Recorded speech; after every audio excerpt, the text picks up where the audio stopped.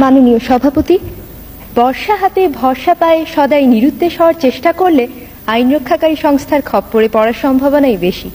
আমি নির্বিবাদী মানুষ, মুরগি কাটা দেখলেই মন খারাপ হয়ে যায়। তবে ছোটবেলায় নিজেকে বীরপুরুষ ভাবতে মন্দ লাগতো না। হারে রেড়ে বলে কেউ এগিয়ে এলে মাকে রক্ষার ভার যদি আমার উপর এসে পড়তো, সেটা কেমন মজা হতো জানি না। কিন্তু আমার অধ্যাপিকা মা গায়ে এক রত্তিও সোনা পড়েন না, সুতরাং কল্পনার সেই বীরপুরুষ বেশি দিন টিকতে পারেনি। তবে ভীতু ভদ্রলোক হওয়ার যে বিপদ আছে, সেটাও খুব অল্প বয়সেই জানা হয়ে গেছে। বান্ধবী এসে একদিন বলল, এসো আমরা আমাদের সবচেয়ে প্রিয় জিনিস বদলা বদলি করি।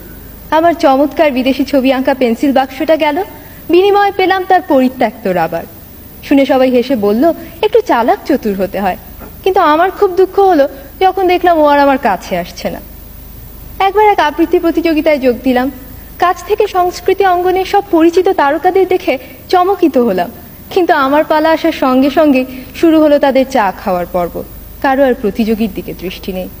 এত দুঃখ হলো, কয়েক মুহূর্তের জন্য বেদুইন হয়ে যাওয়ার ইচ্ছে হয়েছিল হয়তো। পরে ভাবলাম, তারকারাও তো রক্ত মাংসেরই মানুষ।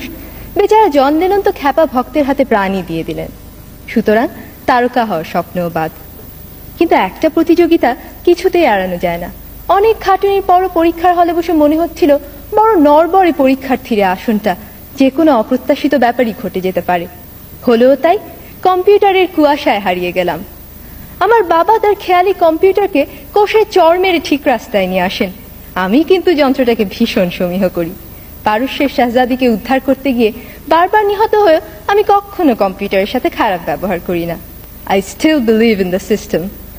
ছোট পর্দার নেপথ্য বিচারপতি বা সমতা বিধানকারী কি অবলীলাক্রমে 50 মিনিটে অন্যায়কে ল্যাং মেরে ফেলে দেন।